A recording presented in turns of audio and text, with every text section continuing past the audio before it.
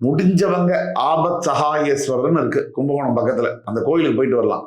முடியாதவர்கள் வியாழக்கிழமை தோறும் விரதம் இருந்து ஒரு கொண்டக்கடலை சுண்டல் இந்த குரு பகவான் தட்சிணாமூர்த்திக்கு வந்து நிவேதனம் செய்து, உங்களுக்கு பிடிச்ச குருமார்கள், அது ராகவேந்திர சுவாமியா இருக்கலாம், ஷிரடி சாய்பாபாவா இருக்கலாம், உங்களுக்கு யார வேணா பிடிச்சிருக்கலாம், உங்களுக்கு பிடிச்ச குருமார்கள், அதாவது நீங்கள் மனதார வேண்டிக் கொள்ளக்கூடிய உங்க மனசுல என்னெல்லாம் குறை இருக்கு.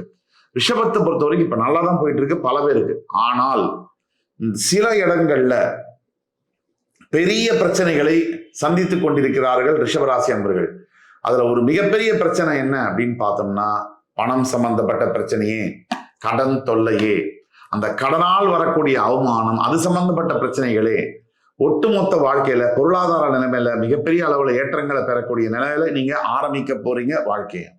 உங்க வாழ்க்கை அக்டோபர் 18 முதல் தொடங்கும். அது மிகப்பெரிய உயரத்தை எட்டும்.